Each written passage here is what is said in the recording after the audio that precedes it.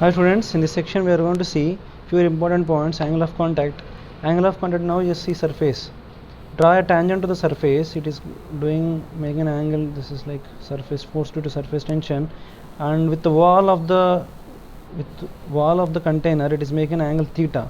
The angle it is made, the surface tangent to the surface is made with a vertical wall, is called angle of contact.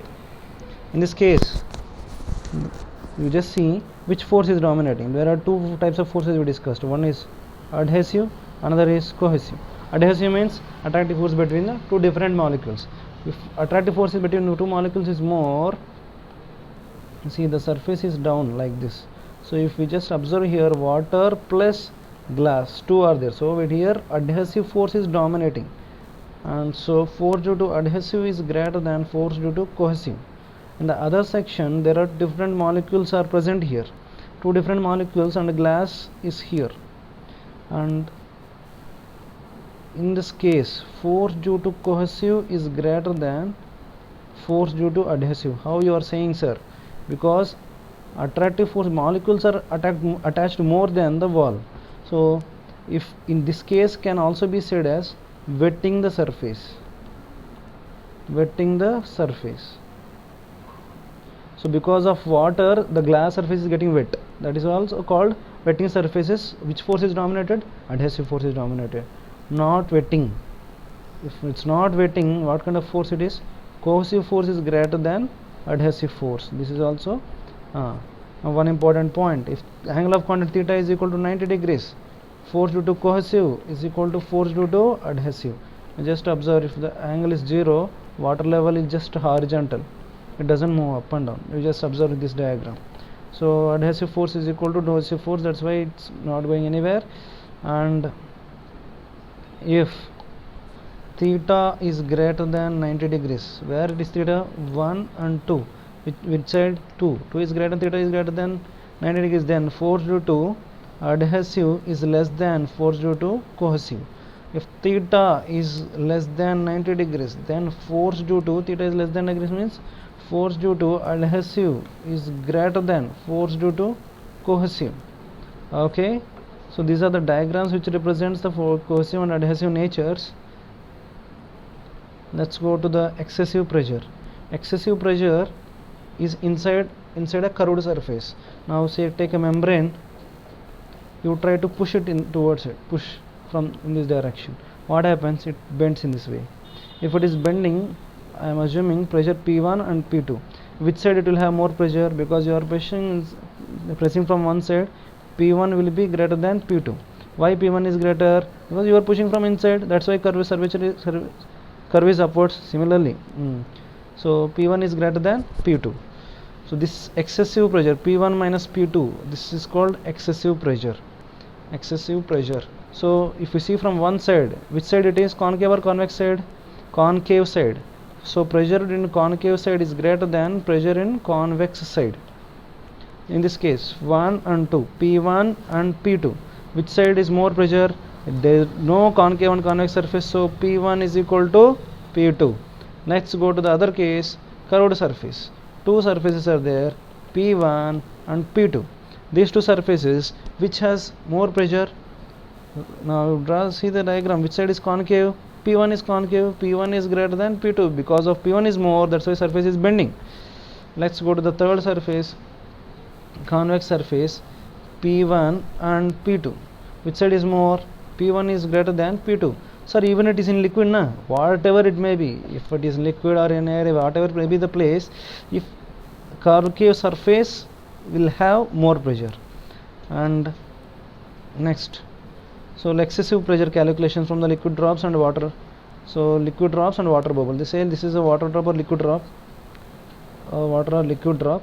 So let's calculate the pressure inside. Okay, let's draw the diagram properly. Say this is the diagram.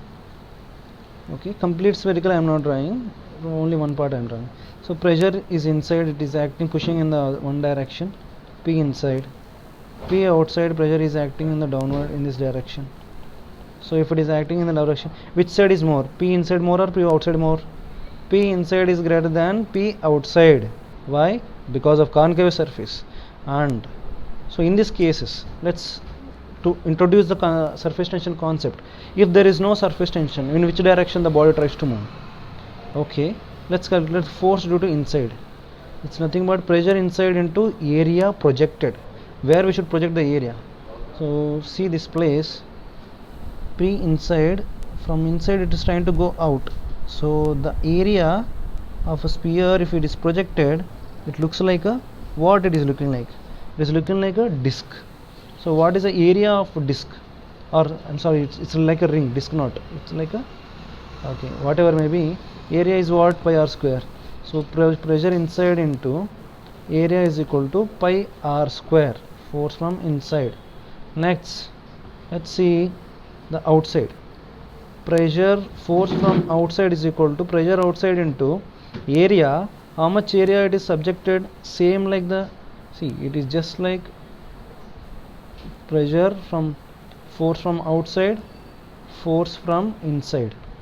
Okay, force from outside, pressure into pi r square. Okay, now if there is no surface tension, in which direction the body tries to move? Tries to move left direction. So surface tension will act in the backward direction.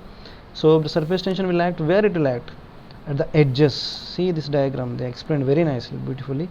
So along the edges of the liquid layer, so the surface tension force will act. What is the force due to surface tension? Force due to surface tension is equal to T into length. How much is exposed? 2 pi into r. It is liquid drop. So before solving these questions, where is a liquid drop or bubble, what he is saying, that you should see carefully.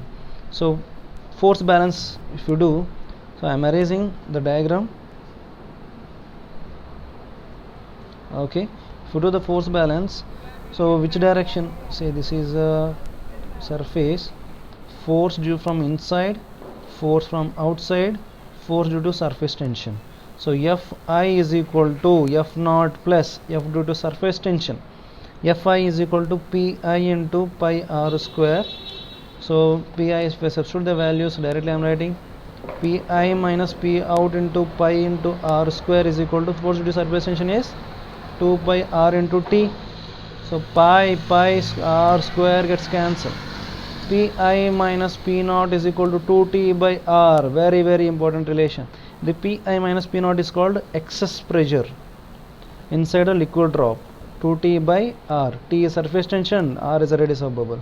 Okay, let's see the same thing, excess pressure in a soap bubble. Similar derivation, instead of one surface, how many surfaces will be there here?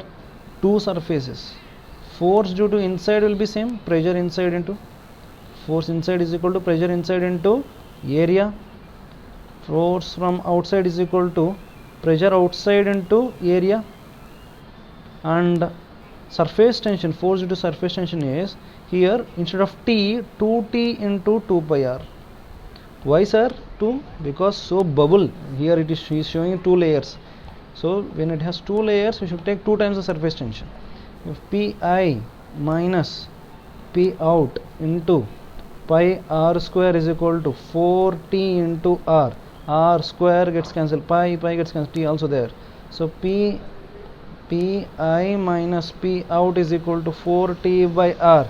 This Pi minus P out is nothing but excess pressure. Which section? In a bubble. So in the bubble it is said, and a liquid which is trapped between the plates. If the liquid is trapped between the plates, this is one example. It's a little bit difficult, I will explain in the next video.